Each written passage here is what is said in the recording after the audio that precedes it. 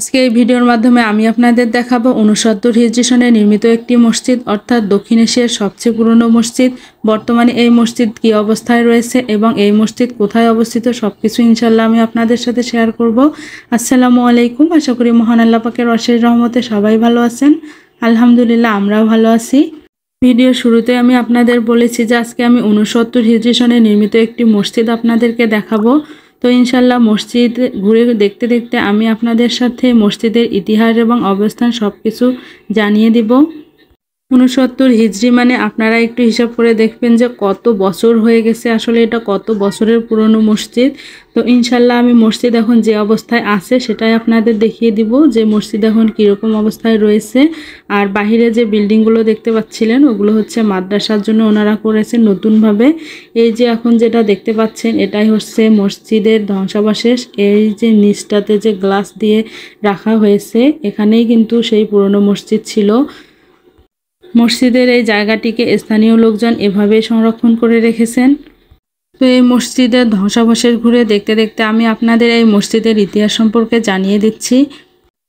বাংলাদেশের লালমনিরহাট জেলায় 69 হিজরি সনে নির্মিত একটি মসজিদের সন্ধান পাওয়া গেছে। মসজিদটির কেবল ধ্বংসাবশেষ অবশিষ্ট থাকায় এটি স্থানীয়ভাবে হারানো মসজিদ নামে পরিচিত। এই মসজিদটিকে বাংলাদেশের তথা দক্ষিণ এশিয়ার সবচেয়ে পুরনো মসজিদ বলে ধারণা করা হয়। এই মসজিদের নতুন নামকরণ করা হয়েছে সাহাবায়ে কেরাম মসজিদ। এখন এই মসজিদের অবস্থান সম্পর্কে আমি আপনাদের জানিয়ে দিচ্ছি।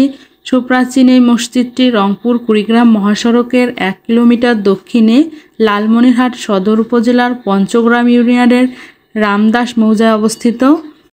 লালমনিরহাটের পঞ্চগ্রাম ইউনিয়নের রামদাস মৌজায় বহুদিন ধরে একটি পতিত জঙ্গল ছিল।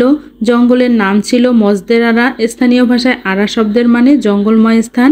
জঙ্গল পরিষ্কার করার সময় প্রাচীনকালের কিছু ইট বেরিয়ে আসে। এমনইভাবে মাটি ও ইট সরাতে গিয়ে একটি মসজিদের ভিত খুঁজে পাওয়া যায়। এখানে একটি প্রাচীন শিলালিপির পাঠ থেকে মসজিদের প্রতিষ্ঠাকাল 69 হিজরি অর্থাৎ 688 থেকে 689 খ্রিস্টাব্দ জানা গেছে। শিলালিপিটিতে আরবি ভাষায় স্পষ্ট অক্ষরে লেখা আছে লা ইলাহা ইল্লাল্লাহু মুহাম্মাদুর রাসূলুল্লাহ, হিজরি সন 69। শিলালিপিটি বর্তমানে রংপুরের তাজহাট জাদুঘরে সংরক্ষিত আছে। আর এখন আমি যে আপনাদের দেখাচ্ছি এটা হচ্ছে শিলালিপির একটা ছবি। ওনারা এখানে এভাবেই সংরক্ষণ করে রেখেছেন, যেহেতু এটা তাজহাট জাদুঘরে রয়েছে তো শিলালিপির ছবিটাই ওনারা এখানে রেখে দিয়েছেন। লোকজন যেহেতু এখানে দেখতে আসে, অনেক দূর দূরান্ত থেকে লোকজন কিন্তু এই মসজিদের ধ্বংসাবশেষ দেখতে আসেন। আসলে আসারই কথা, কারণ এত বছরের পুরনো মসজিদ আসলে কেউ এখনও কিন্তু আমার জানা মতে এখনও আমার যে আশেপাশের লোকজন তারাও কিন্তু কেউ দেখে নাই।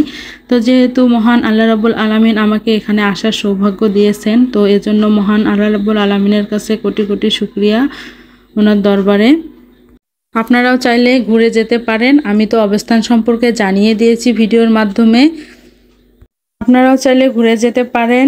আর আমি আমার ভিডিওতে অবস্থান সম্পর্কে জানিয়ে দিয়েছি। এখন আমরা এক স্থানীয় চাচার কাছে এই মসজিদ নিয়ে কিছু কথা শুনবো। হ্যাঁ, মসজিদে দেখি নাই, উঠেছিল। হ্যাঁ, দেখছি। আর নাম ছিল মসজিদ আরা। হ্যাঁ, আমার দাদুর ঘর জমি আমারে। হ্যাঁ, আমার দাদুর ঘর কিনে নিয়েছে। এখন বেলা এইটুকু দেখছি। আলিপাই এখন আইসে নাই, ভয়তে। এখন পোকা দেখলে মাথা নষ্ট। আমিও দেখছি পোকা উঠলে যত পাখির ভাষা উঠেছিল একটা